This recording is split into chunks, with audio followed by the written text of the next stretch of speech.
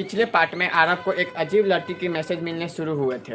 एक ऐसी लड़की जिसे उसकी हर आदत पता थी, हर डर पता था, यहाँ तक कि ऑफिस में उसके पीछे कौन खड़ा है यह भी पता था। लेकिन अब जो होने वाला था उसके बाद आरब भी खुद पे भरोसा नहीं कर पाएगा। तो कैसे हो भाई लोग, आज के वीडियो में फिर से आपका स्वागत है। हम आ गए हैं पार्ट 2 लेकर, लेकिन बिना देरी किए बिना बकचोदी के वीडियो को शुरू करेंगे। लेकिन उससे पहले आपने अभी तक चैनल को सब्सक्राइब नहीं किया है तो सब्सक्राइब कर ले।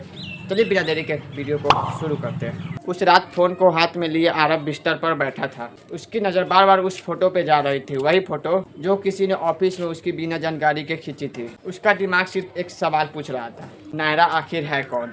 उसने तुरंत मैसेज टाइप किया, तुम मेरा पीछा क्यों कर रही हो। मैसेज देखा गया लेकिन कोई जवाब नहीं आया। आरब 1 मिनट इंतज़ार किया, 5 मिनट इंतज़ार किया, 10 मिनट इंतज़ार किया, फिर अचानक फ़ोन बजा, वॉइस कॉल, और वो कॉल थी नायरा की। आरब का दिल तेज़ी से धड़कने लगा। उसने कांपते हाथों से कॉल को रिसीव की। कुछ सेकंड सिर्फ खामोशी, फिर एक धीमी सांस की आवाज़ सुनाई दी और उसके बाद एक लड़की की आवाज़, हेलो आरब। यह आवाज़ सुनते ही आरब पत्थर जैसा बन गया। वह आवाज़ अजीब तरह से सुकून देने वाली थी, लेकिन उतनी ही डरावनी भी थी, जैसे कोई बहुत दूर से बोल रहा हो या फिर कोई पास से बोल रहा हो। करीब 2 घंटे तक दोनों बातें करते रहे। नायरा की आवाज़ बहुत शांत थी, लेकिन एक चीज़ अजीब थी। जब भी आरब उससे उसके बारे में पूछता तो वह बात बदल देती। जैसे तुम कहाँ रहती हो तो उसका जवाब आता दूर, किसके साथ रहती हो तो उसका जवाब आता मैं अकेली रहती हूँ। हर जवाब छोटा, रहस्यमय और अधूरा। फिर अचानक से नायरा ने पूछा, तुम्हारी माँ कैसी है। आरब चौंक गया, लेकिन फिर आरब ने जवाब दिया, मेरी माँ ठीक है। कुछ सेकंड बाद नायरा बोली, अब भी रात को मंदिर में वही प्रार्थना करती है। आरब के हाथ से फोन लगभग गिर गया। उसकी माँ सचमुच हर रात एक खास प्रार्थना करती थी, लेकिन यह बात घर के बाहर कोई नहीं जानता था, कोई भी नहीं। उस पल पहली बार आरब के दिमाग में एक खतरनाक विचार आया, क्या नायरा इंसान है भी या नहीं।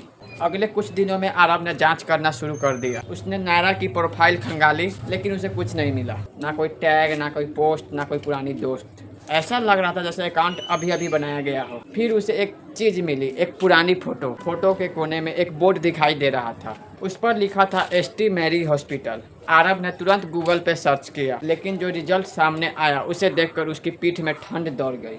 वो अस्पताल 5 साल पहले आग लगने के कारण बंद हो चुका था, जिसमें कई लोग मारे गए थे। अगली रात 2:17 पर फोन फिर से बीप हुआ। आरब ने जब फोन चेक किया तो नायरा का मैसेज आया, आज तुमने मेरे बारे में बहुत खोजबीन की है। यह सुनते ही आरब का खून जम गया। उसने किसी को नहीं बताया था कि वो अस्पताल के बारे में पता कर रहा है। फिर आरब को दूसरा मैसेज आया, वहाँ मत जाना। फिर आरब ने इधर से पूछा, क्यों। फिर उधर से जवाब आया, क्योंकि वहाँ मुझे आखिरी बार देखा गया था। आरब कुछ सेकंड तक स्क्रीन देखता रह गया। फिर आरब ने पूछा, तुम क्या कहना चाहती हो। फिर उधर से नायरा का जवाब आया, मैं वहाँ मर गई थी। यह सुनने के बाद आरब के हाथ सुन पड़ गए।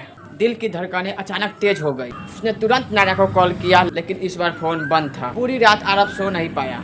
सुबह होते ही वो अस्पताल की तरफ निकल पड़ा। शहर के बाहर घने जंगलों के बीच एक जर्जर बिल्डिंग, टूटी खिड़कियां, जले हुए कमरे और हर तरफ सन्नाटा, और ऐसा सन्नाटा जो इंसान को बेचैन कर दे।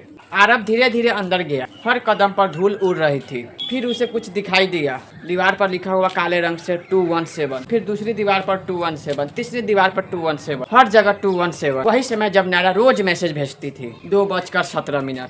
अचानक ऊपर के मंजिल से आवाज आई, ठक ठक ठक, जैसे कोई चल रहा हो। आरब ने टॉर्च ऊपर घुमाई, लेकिन कुछ नहीं था। लेकिन आवाज फिर आई, लेकिन इस बार और करीब आवाज आई, ठक ठक ठक। यह सुनकर आरब की सांसें तेज हो गई। वह धीरे धीरे सीढ़ियां चढ़ने लगा। ऊपर पहुंचकर उसने टॉर्च सामने की, और उसी पल उसके हाथ से टॉर्च गिर गया, क्योंकि सामने दीवार पर लगी थी नायरा का फोटो। वही फोटो जो उसने उसे भेजी थी, लेकिन नीचे लिखा था मिसिंग। आरब को ऐसा झटका लगा जैसे लग रहा था उसका दिल रुक ही गया हो। अगर नायरा मर चुकी थी तो उसका मिसिंग पोस्टर क्यों। अगर वह मिसिंग थी तो उसका कब्र कहाँ से आई। उसी समय उसके फोन पर एक नया मैसेज आया, और वो मैसेज था नायरा की। और उस मैसेज में लिखा था, तुमने मेरी बात नहीं मानी और वो तुम्हें देख चुका है। यह देखकर आरब के चेहरे का रंग उड़ गया, क्योंकि उसके पीछे अचानक किसी की सांसों की आवाज़ सुनाई दी। तो आज के लिए इतना ही, मिलते हैं नेक्स्ट पार्ट में। तब तक के लिए बाय बाय।